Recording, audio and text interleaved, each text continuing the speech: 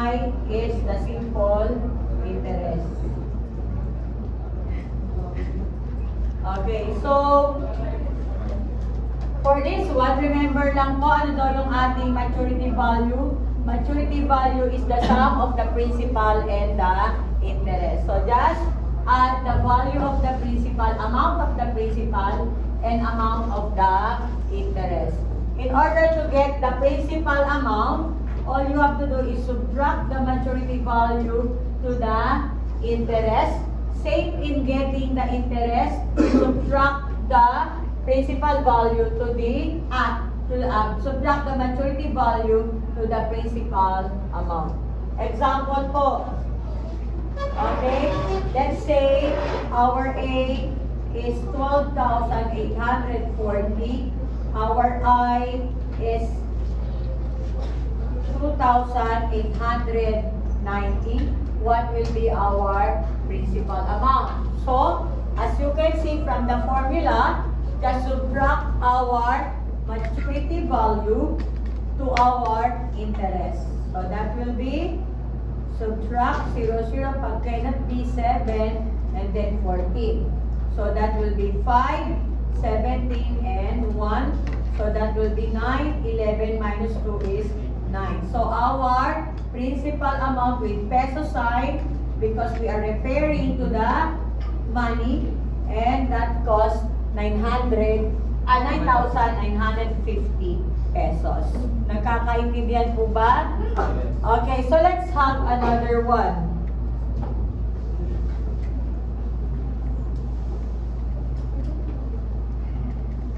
Okay, let's say given the principal amount, which is 11,620, and the interest of 1,875. What will be the maturity value? Again, the maturity value is the sum of the principal and interest. So, maturity value is the sum of the principal and interest. So, 11,620 plus 1,875. So, that will be 5, 9, 14, 3, 1. With peso sign, our maturity value is 13,495. There is no problem in activity 5 test 1 as long as you know how to add and you know how to subtract. Nagkakaintindihan ba? Kasi it's so easy to determine, or it's so easy to get the A, just add the P and I. It's so easy to get the P, just subtract A to I. And then, in order to get I, just subtract A to P. The problem is, if you don't know how to add and subtract. Nagkakaintindihan ba? Yun ang problema. Hindi ko na po yun sagot. Is it clear? Kailangan, at this point, marunong kayong mag-subtract. Hindi po 2 minus 7 is 5. You cannot subtract 7 to 2. You have to borrow. Kailangan laging mas mataas yung nasa taas kesa sa nasa baba. Hindi po pwede na 2 minus 7, gawin na lang natin 7 minus 2. Hindi po pwede i-reverse yun. Nagkakaintindihan ba? You have to borrow. Is it clear? Okay. So, pag-aralan kung paano mag-add at mag-subtract. Okay, next po. Is there any question with the test 1? May question po ba sa test 1? Okay, ang daling i-follow ang formula. Okay, now we go to test 2.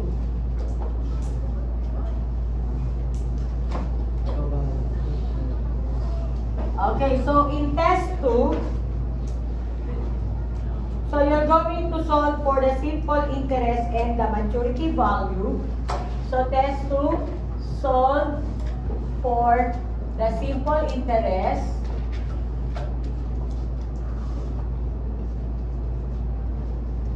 which is our I and maturity value which is our A. Given the principal, rate of interest or interest rate, and then the term. Okay, so we have now the given example. Let's say we have our principal is 178,000.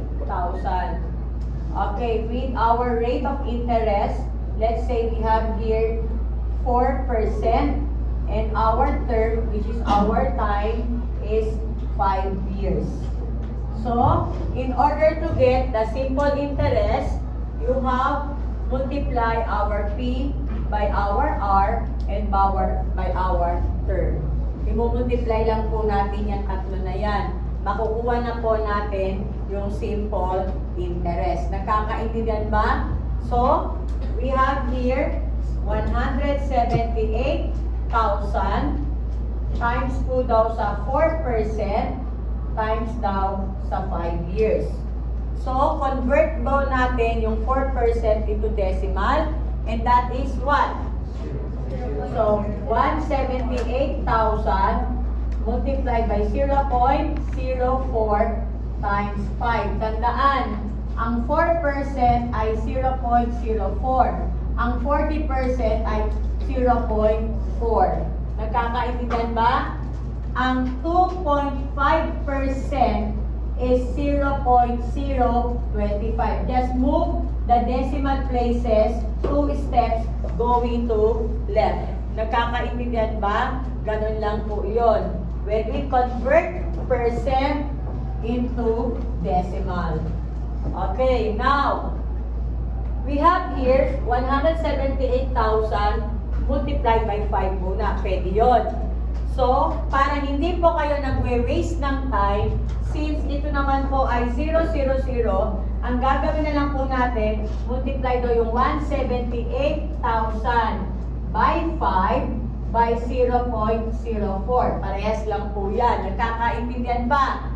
So, when we multiply this one, gawin lang po natin, multiply natin yung 178 by 5. So, we have here, how many 5? 5 times 8 is 40. Then, we have 35 plus 4, 39. And then, 5 plus 3, 8. Tsaka natin idagdag itong tatlong 0. Nagkakaintindihan ba? Or you can have here another way. Ganon din naman po ang labas. 1,000 times 5. 5 times 0, 0. 5 times 0, 0. 5 times 0, 0. 5 times 8, 40. And then we have 5 times 7, 35. Plus 4, 39. 5 plus 3, 8. So, they are still the same. Nagkakaintindihan po ba? So, kapag po may mga 0, zeros, pwede po natin i-multiply na lang yung whole number by the whole number, and then add na lang po natin kung ilan yung zeros to shorten the time. To increase the speed. Nagkakaintindihan po ba? Next po. So, ang nakuha na po natin dito is 89,000 multiplied by 0.04. Gawin na lang po natin ay i-multiply natin itong 890,000 sa 4. So, that will be 89,000 by 4, 0, 0, 0, 0, 36, 24, 27. Pagkatapos ay, since ito ay 0.04, gagawin natin, i-move natin yung sagot natin, kasi this is a whole number, right? So, i-move natin yung whole number natin ng dalawa going to left. So, that will be from here, 1, 2. So, hanggang dito lang talaga yung 890,000 times 0.04. Is it clear? Bali po, ang nakuha nating interest ay 27,600 pesos. Ayan po, lagi may peso sign. 8 times 4. Alin po? 8 times 4 plus 3. Ay, hindi pa ba na ano ko? Ay, ulit. So, we have 36, 24, plus 3, 27. 8 times 4 Times? 8 times 4 plus 30 plus 8 times 4 is 3. 32. I'm sorry po, 36, 32 plus 3, 35. So that will be 35600. So, after po natin makuha yung I, that is the only time na makukuha na natin yung A. By ano daw? By adding the interest and the principal amount. Nasusundan po ba? So, ibig sabihin, pag mali po yung ating simple interest, mali po yung ating maturity value. Is it clear? So, in order to get our maturity value, add the P and the interest. So, what will be our interest? 178,000 plus 35,600. So, 006, we have 13, carry 1, 11, 2. So, that will be peso. So, that will be 213,600. Nakakaintindihan po ba? Ulitin ko, pag mali yung I natin, automatic mali ang A. How are we going to get A? By adding the given P at yung nakuha nating I. Okay, let's have another one.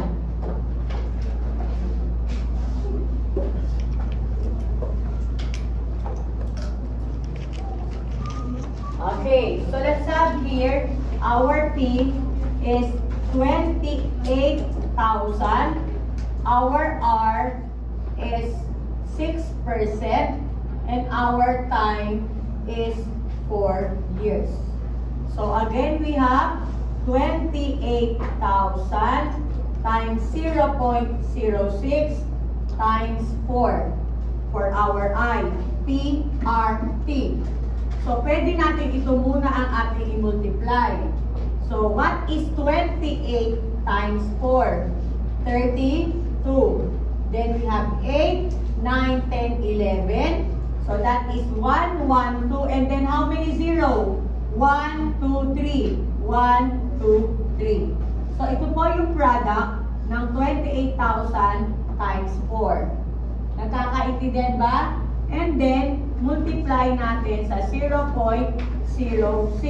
Pwede na rin po yan times 6 na lang. Pwede ito times 6. Tapos dagdag natin ito. Or, parang sige, para hindi na lang kayo malito, times 6. So we have 0, 0, 0, 12, carry 1. So we have 6, 7, and then 6. Since 0.06 to, mag-move tayo ng dalawa. Ayan po. Nagkaintindihan ba? Bakit tayo nag-move ng dalawa? Kasi ito po ay decimal. Pero kung times 6 lang, ito na yon. Nagkakaintindihan ba? Ibig sabihin ito, times 0.06. So, our I is 6,720 pesos. How are we going to get our A? Add daw yung 28,000 sa 6,720. So, 0, 2, 7, 14, 3 pesos.